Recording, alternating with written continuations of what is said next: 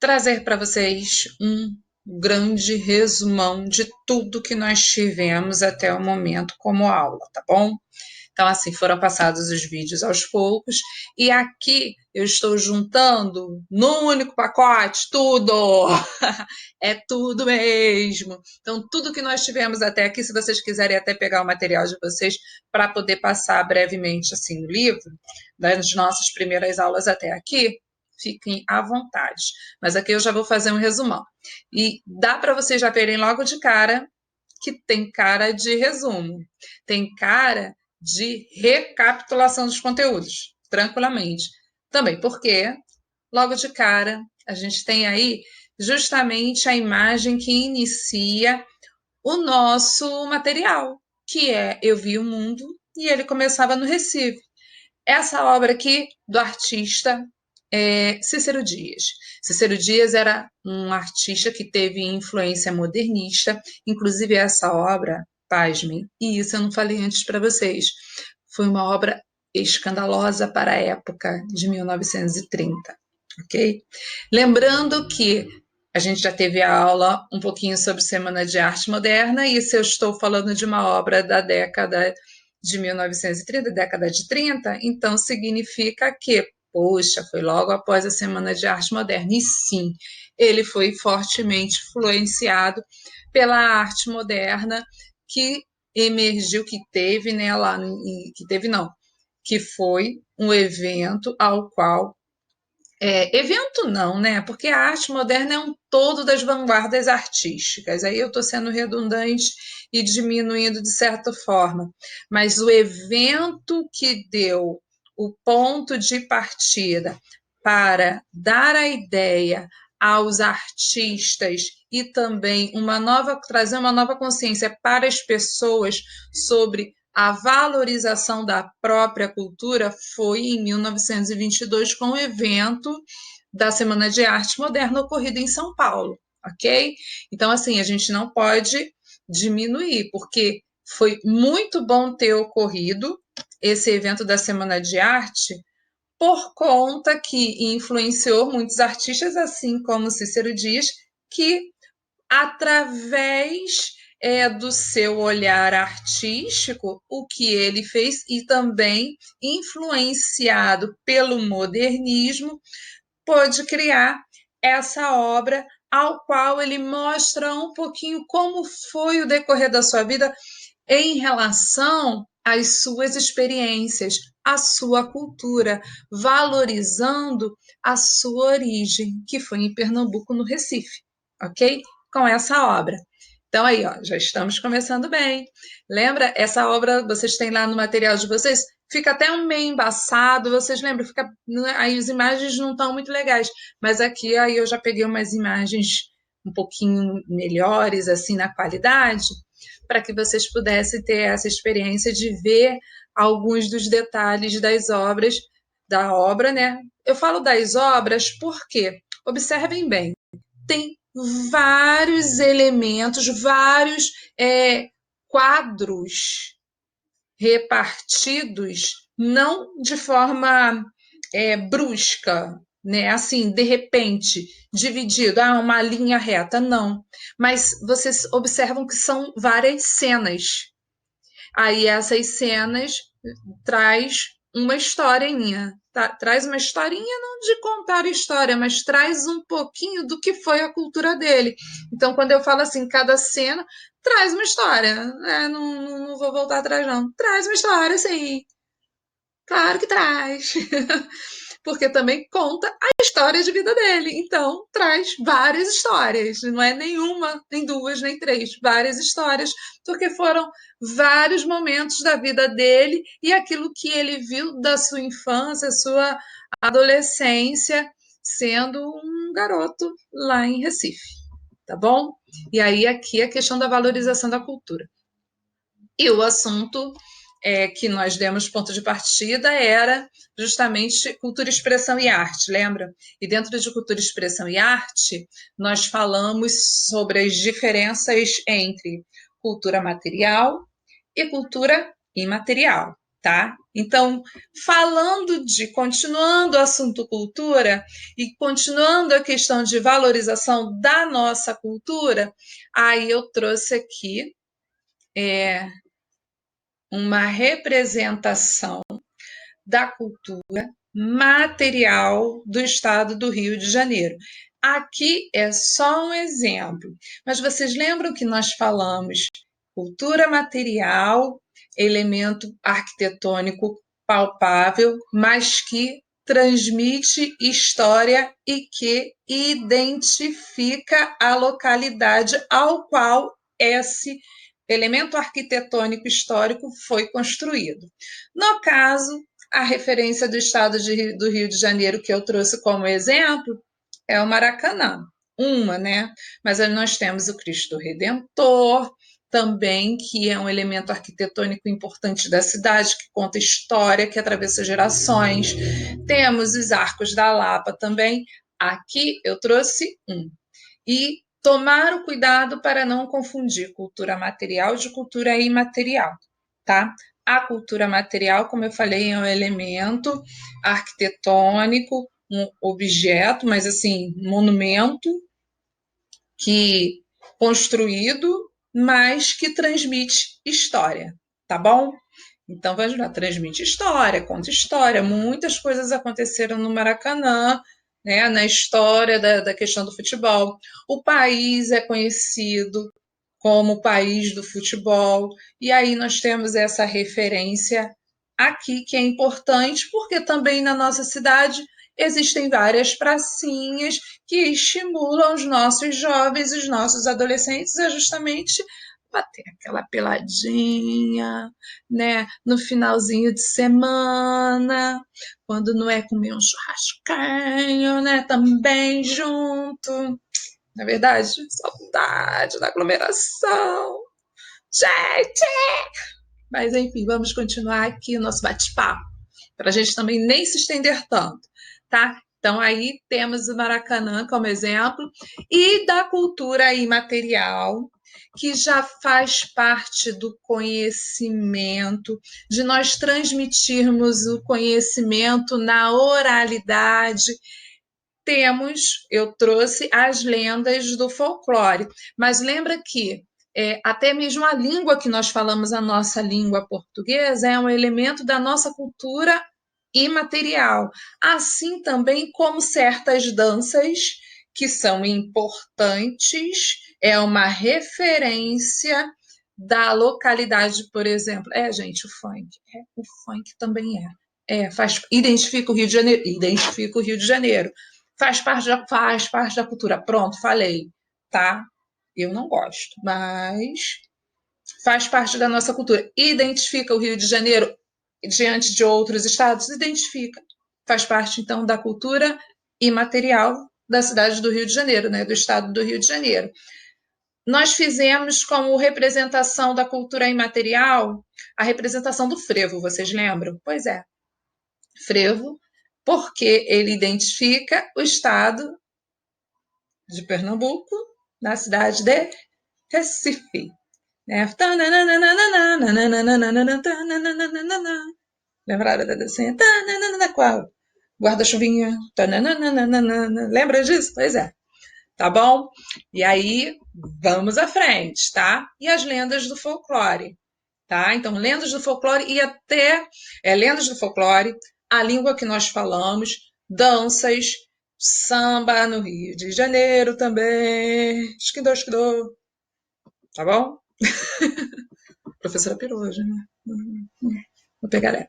E aí, em o que é a arte, saindo do assunto cultura, entrando no assunto o que é arte, nós chegamos aos trabalhos de Marilá Dardot, que deu, né, a ideia do nosso projeto Plantando Sonhos, que muitos de vocês estão arrebentando com o projeto Plantando Sonhos. E aí aqui nós temos a origem da obra de arte.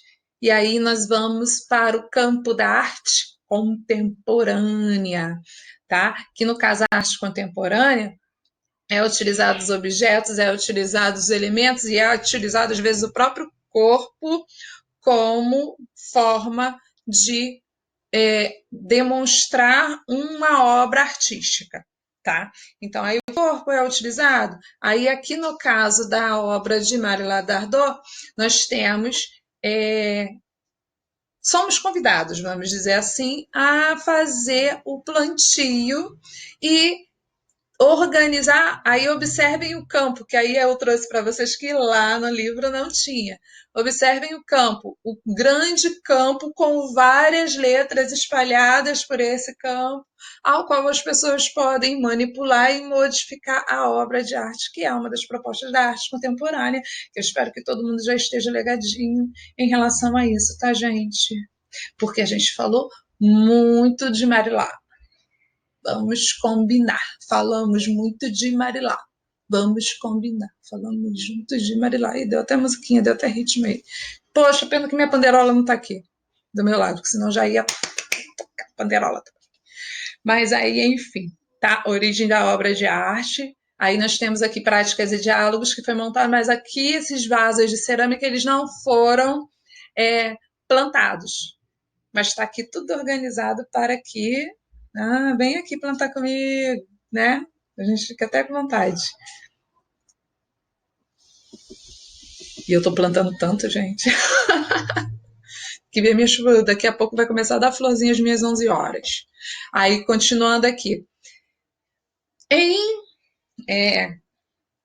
Dando continuidade ao assunto arte contemporânea, nós vimos com outro artista contemporâneo, que vimos brevemente com a obra, né, Intervenção da Cor, Penetrável Magic Square, que é uma série de obras. Penetrável Magic Square é uma série de obras do artista, não botei o nome dele aqui, é Elliot Sica, tá? Um artista contemporâneo.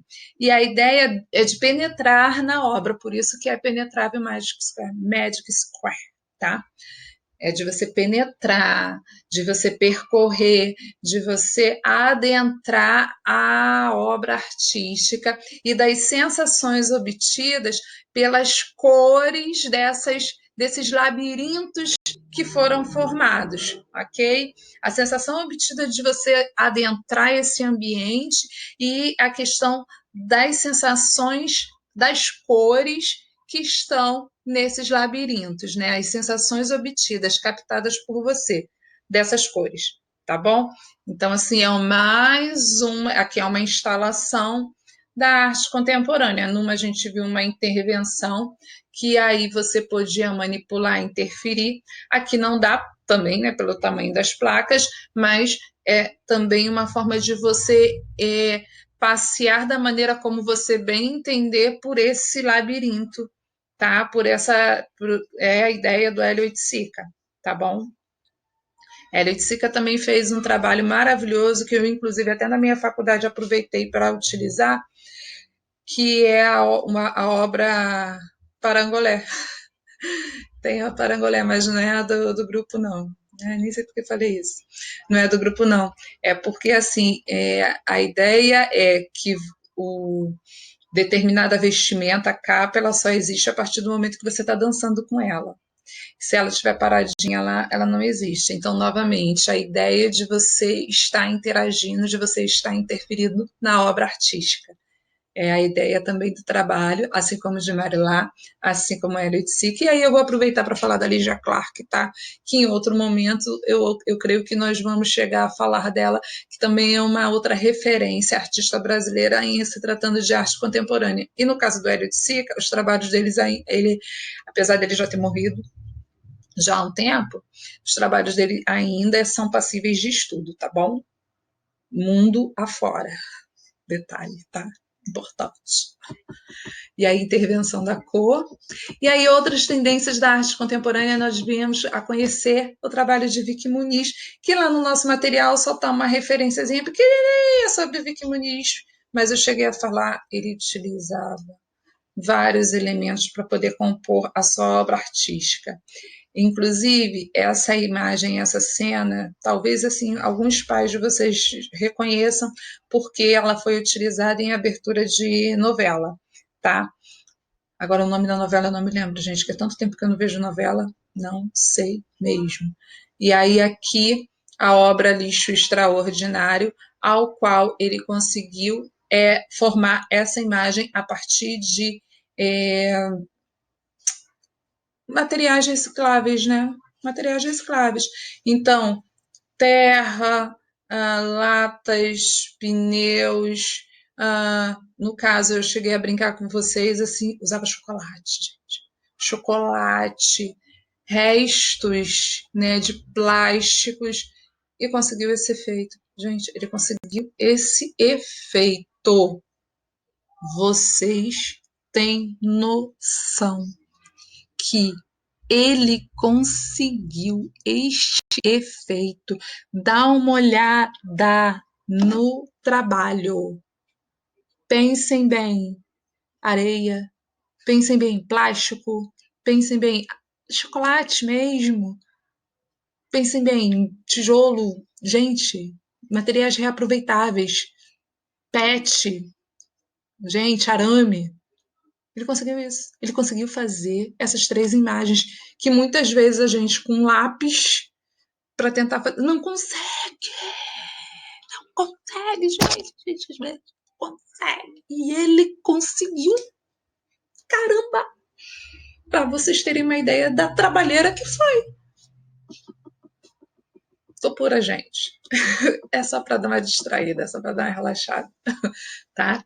Então, ele é extraordinário, belíssimo. E aí, na sequência, em definições de arte ao longo da história, nós vimos que artistas como Pablo Picasso criou uma definição, teve Paul Klee também que criou uma definição. No caso, a definição de arte dada por Pablo Picasso foi que a arte era uma mentira que fazia compreender a verdade, porque afinal de contas parte da mente de uma pessoa, mas a partir do momento em que você observa aquele trabalho que fazia era da mente de uma pessoa, tornou-se físico, né? Ou a ideia, a música, a criação artística, né, a pintura, vamos dizer assim, tornou-se físico, tornou-se palpável, de forma que um espectador possa admirar o trabalho e formular uma opinião daquele trabalho, né, analisar aquele trabalho, observar e captar o que é comunicado pela obra artística apresentada. Diz muito, né? E é interessante porque faz pensar, a gente fica tentando confabular qual foi o pensamento do artista quando ele fez essa criação. Gente, mas que ideia genial ele teve ao juntar determinado elemento com esse ou com outro. Poxa, e a combinação das cores? Como conseguiu fazer essa harmonia de cores acontecer, esse efeito? Então, assim, tudo isso faz com que nós consigamos trabalhar o nosso raciocínio, a nossa criticidade, nos ajuda a construir a nossa criticidade e a gente ter uma ideia de uma visão de um mundo de uma maneira mais centrada, mais crítica, né? Porque, afinal de contas, o mundo não é miudinho, pequenininho, né? Só, não, né? Arrozinho e feijão, não.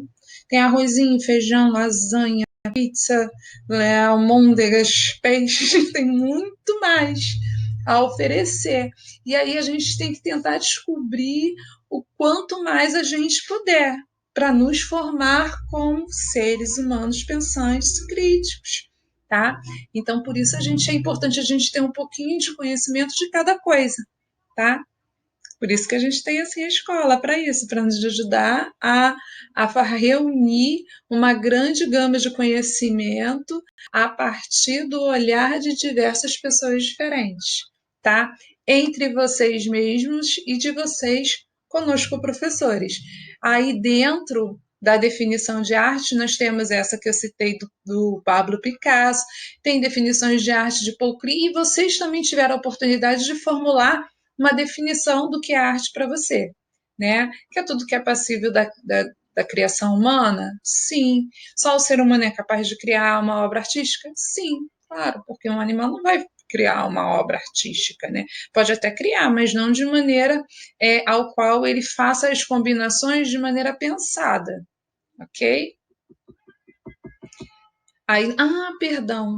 Aí eu passando aqui a obra de Van Gogh dos irmãos Otávio, é Gustavo Pandolfo, que é este grafite, que aqui nós temos ainda na linha da arte contemporânea uma intervenção urbana. O grafite é uma intervenção urbana, ao qual, no momento em que você dá uma voltinha na rua, você se depara com uma obra dessa. Você vai parar e vai ficar admirando, né? Um trabalho desse. Porque, afinal de contas, olha o tamanho da pessoa em relação ao tamanho da obra de arte.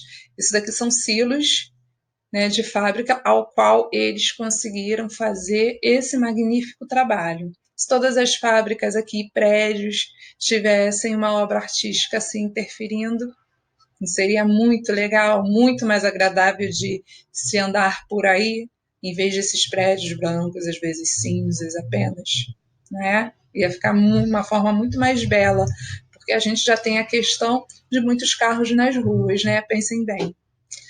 Aí nós temos também, após a biografia, e aí voltando um pouquinho do trabalho de Marilá Dardot, tanto que eu botei aqui, biografia de Claude Monet, porque ele era um artista impressionista e o impressionismo tem como ferramenta principal assim de inspiração utilizar a natureza e em relação às luzes incididas sobre a natureza, sobre a paisagem a ser pintada pelo artista.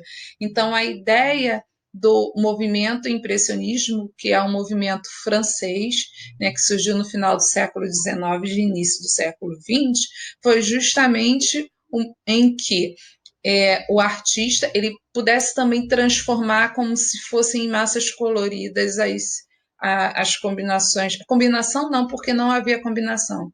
As tintas usadas eram tais como saíam dos tubos, né, cores puras que eram utilizadas, mas a ideia era fazer as pinceladas, né, várias pinceladas. As imagens não precisavam ser de contornos perfeitas, mas precisava transmitir a ideia do que estava sendo representado. Não tinha, por isso que eu falo que eram transformadas em massas coloridas ou texturizadas, mas não eram não havia mistura de tintas, as tintas usadas eram puras. E assim, o nosso olhar, né, sobre a obra que criava a ideia de degradê que eu falo assim, ou clarear ou escurecer uma obra de arte, tá bom? E aí, voltando aqui, na biografia, teve essa biografia, então um pouquinho sobre ele, aí a gente conheceu a história que ele gostava de fazer, ele era indisciplinado, ele gostava de fazer caricatura dos professores, né, dar aquela zoada nos professores, né, brincar, exagerar nos detalhes da fisionomia dos professores, que infelizmente assim que ele veio a falecer cego e que o jardim dele era a fonte de inspiração e ele criou as obras e no nosso material tem uma foto do jardim dele, foto recente e uma obra artística do mesmo jardim. Então aí nós vimos que foi feito de maneira assim, poxa, muito próxima mesmo. Tanto que o jardim, mesmo com a foto mais recente, não teve muitas mudanças em relação à pintura, tá? E aí esse lugar, esse jardim, ele é até aberto ao público, né, para visitação. Eu creio que no momento não, né? Mas aí continuando, né, por causa do isolamento, né? Por isso que eu falo isso. Aí as obras impressionistas, artistas usavam o jardim para criar obras impressionistas, né, como eu disse. E aí a ideia de que a natureza sempre foi fonte de inspiração para os artistas. Inspirou Claude Oscar Monet, da mesma maneira que Marilá Dardot utilizou a natureza como ponto assim principal para realizar o trabalho que nos ajudou a realizar o projeto. Logo após o trabalho de Marilá, nós falamos sobre arte rupestre, que a arte rupestre, né, do período do Paleolítico Superior, né, muito tempo atrás, foram feitas, né, por esses primeiros humanos, e além da arte rupestre, nós temos também, são arte rupestre pintada nas paredes das cavernas, tá, gente? Rupestre das paredes das cavernas.